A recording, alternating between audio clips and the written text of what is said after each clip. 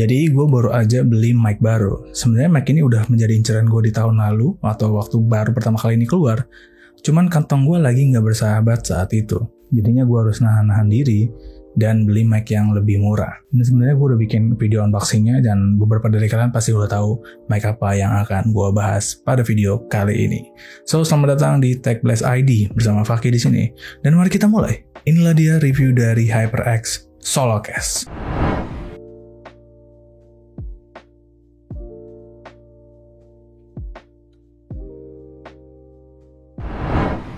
HyperX Solocast. Mic mungil ini dibanderol dengan harga Rp1.050.000. Yap, lumayan pricey ya.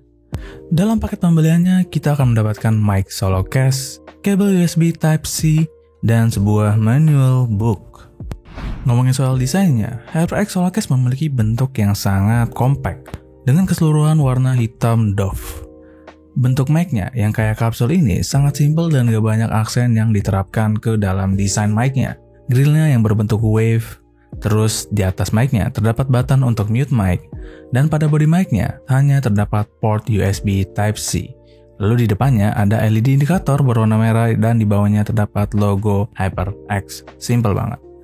Mic ini sudah disertain dengan stand-nya, dan menurut gue bentuk stand-nya ini cukup unik, dan gue suka sih. Nah, leher dari stand ini juga cukup fleksibel karena bisa di-tilt sekitar 45 derajat dan bisa diposisikan miring seperti ini. Balik ke mic-nya lagi, di bagian bawahnya terdapat mounting untuk dihubungkan ke arm stand. Nah, seperti yang kalian lihat sekarang, mic ini, yaitu HyperX Solocast, lagi gue set di arm stand. Menariknya, HyperX membuat dua mount-nya pada Solocast ini, 3/8 dan 5/8. Jadi bisa langsung dipasang, atau biar kelihatan lebih tinggi, kalian copot skru yang ada pada penjepit mic, lalu hubungkan skru itu ke Solocast dan langsung dihubungkan ke arm stand. Cuma biar kelihatan lebih tinggi aja. Nah, dengan skru ini juga kalian bisa masang Razer Seiren Mini, yang kemarin tuh banyak banget nanyain gimana caranya masang Razer Seiren Mini di arm stand. Dan jawabannya adalah pakai screw yang ini. Untuk kabelnya sendiri, biasa aja dengan panjang kabel 2 meter, dan gue senangnya sih ini udah pakai Type-C ya. Overall, desain dari Solocast ini sangat eye-catching di mata gue. Ya, salah satu alasan kenapa gue memilih mic ini ya karena bentuknya dan desainnya yang sangat compact dan simple. HyperX Solocast mempunyai build quality yang oke banget. Hampir keseluruhan mic-nya ini dilapisi bahan aluminium baik dari mic Solocast maupun stand-nya. Pas megang mic ini, udah langsung tahu bahwa mic ini sangat solid dan kokoh. Padahal gue sendiri agak skeptis soal build quality-nya karena punya perbedaan harga yang jauh dari mic terpopuler dari HyperX, yaitu Quadcast. Mic ini sendiri mempunyai bobot 216 gram dan stand-nya 125 gram. Nah, ngomongin soal stand-nya ini punya quality yang seimbang dengan mic Solocast. Kenapa untuk mengatur sudutnya nggak keras, jadi sangat mudah ya untuk mengatur posisinya, dan stand-nya ini nggak gampang kegeser karena di bawahnya terdapat 3 karet yang cukup tebal. Terakhir kabelnya, dan tetap biasa aja. So ya, seperti yang gue bilang di awal, build quality mic ini udah oke banget, jadi keraguan gue sudah hilang mengenai build quality dari mic ini. Nah, ngomongin soal fiturnya, HyperX Solocast ini menggunakan cardioid polar pattern, dan karena menggunakan konektor USB, mic ini udah plug and play tanpa perlu menginstal software apapun. Yang cukup disayangkan bagi gue adalah tidak ada audio control sama sekali, yang ada hanya mute button, dan ini adalah tap to mute sensor yang tentu saja fungsinya untuk mute mic. Dan ini akan ditandai dengan LED supaya kalian tahu mic-nya ini masih aktif atau tidak, biar tidak terjadi hal yang tidak diinginkan. Dan tanpa basa-basi lagi, langsung aja kita tes kualitas suara dari HyperX Solocast. Alright, suara yang kalian dengar sekarang adalah suara yang dihasilkan oleh HyperX Solocast. Sebenarnya kalian dari tadi tuh dengar suara dari mic ini, cuman itu udah gue edit atau udah gue mixing. Dan suara yang kalian dengar sekarang adalah benar-benar dari HyperX Solocast-nya, tanpa diedit sama sekali. Dan langsung aja kita tes cardioid-nya. Tes 1 2 3 ini bagian depan. Tes 1 2 3 ini bagian samping. Tes 1 2 3 ini bagian belakang. Tes 1 2 3 ini bagian samping juga. Dan tes 1 2 3 ini bagian depan. Dan sekarang kita tes noise cancelling dari HyperX Solocast. Gua masih ngomong kayak gini dan gua pakai mouse aja ya. Apakah suara mouse-nya masuk atau enggak?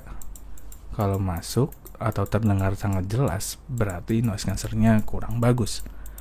Dan apakah ada suara angin-angin yang masuk ke sini?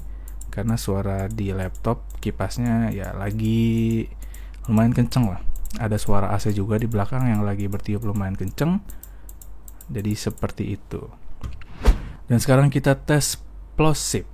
Ya, seperti biasa menggunakan 72 kalimat Harvard yang dikutip oleh Columbia.edu. Dan yang belum tahu, ini plosive test digunakan untuk menguji huruf-huruf yang yang sekiranya buat mic tuh jadi agak pecah, seperti B, P, D, dan ada beberapa kata lagi yang mungkin nanti gua tambahin di bawah sini ya.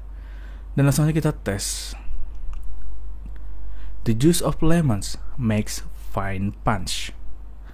Kick the ball straight and the follow through. Malam takbiran, anak-anak main petasan. Para bapak-bapak bersalam-salaman. Dan sekarang kita pakai pop filter. Ya, ini lumayan gede sih, tapi oke lah, udah bagus sekali ya. The juice of lemon makes fine punch. Kick the ball straight and follow through. Malam takbiran, anak-anak main petasan. Para bapak-bapak bersalam-salaman. Oke, dan sekarang kita tes jarak. Ini sekitar 10 cm. Tes 1, 2, 3. Ini sekitar 20 cm. Tes 1, 2, 3. Dan ini sekitar 30 cm. Tes 1, 2, 3. Dan sekarang kita coba tap to mute-nya. Jadi dan nyalain lagi, apakah kedengaran atau enggak.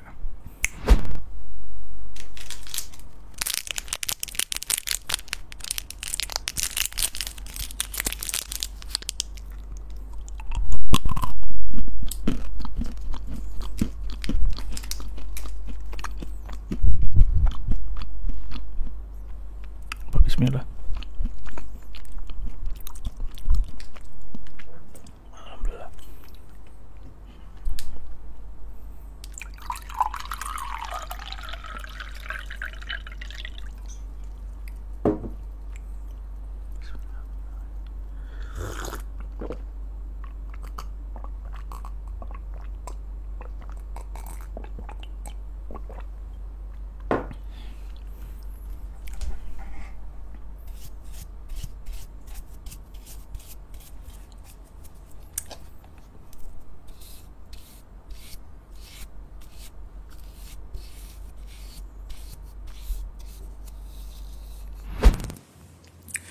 أعوذ بالله من الشيطان الرجيم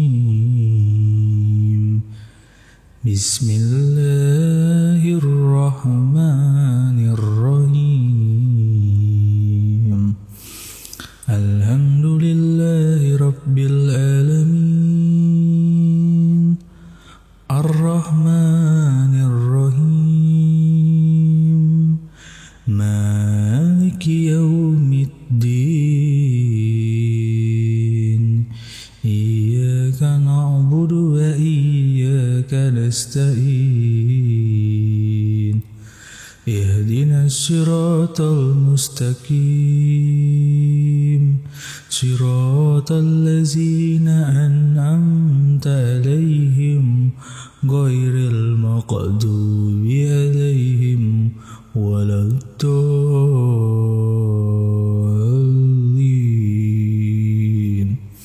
Sadaqallahul-azim.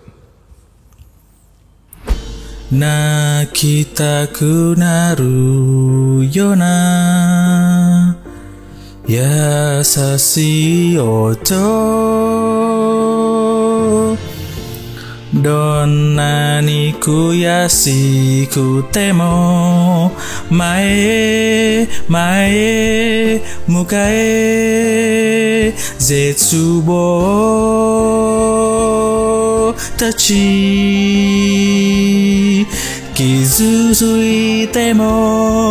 傷ついても立ち上がるしかないどんなに打ちのめされても守るものがある守るものがある。Dan itu dia review dari HyperX Solocast. Seperti yang kalian lihat sekarang, ini lagi gua taruh di Shockmon. Dan mengejutkan sih ini bisa ya. Cuman sebenarnya nggak terlalu bagus. Nanti gua kasih lihat bentukannya kayak gini. Nah itulah dia bagaimana pendapat kalian mengenai mic ini. Apakah worth it atau enggak? Kalau gue sendiri jawabannya adalah tidak. Kalau gue harus mending pilih Razer Seiren Mini. Karena ya kualitas suaranya lumayan bagus, sama juga ya kayak HyperX Solocast ini. Yang nggak ada di Seiren Mini itu cuman mute aja, ya kan? Dua-duanya nggak punya audio control dan ya mungkin dari segi konektor juga masih bagusan ini. Cuman ya itu doang. Lebih baik Razer Seiren Mini di harga 800 ribuan. Dibanding ini 1 juta ya mending pilih yang K690. Atau nambah beberapa ratus ribu lagi dan pilih Razer Seiren X dan juga Rode NT Mini USB. Jadi ya gue bakal rekomendasiin sih untuk kalian yang memang suka dengan bentukannya yang compact, simple, dan cocok untuk setup kalian yang minimalis. Jadi lebih ke ya bangga aja sih gue bisa dapetin mic HyperX. So itu aja untuk video kali ini. Mohon maaf bila ada salah-salah kata atau penyampaian gue secara pribadi. Langsung aja dikoreksi di kolom komentar. Like jika kalian suka video ini, dislike aja kalau kalian gak suka, dan share video ini karena video ini sangat berguna bagi nusa, bangsa, dan alam semesta. Dukung terus channel Tech Blast ID dengan cara mengklik subscribe dan aktifkan lonceng untuk mendapatkan notifikasi seputar video terbaru dari Tech Blast ID. So sekian dari gue Fakih dan kita akan bertemu lagi di video berikutnya.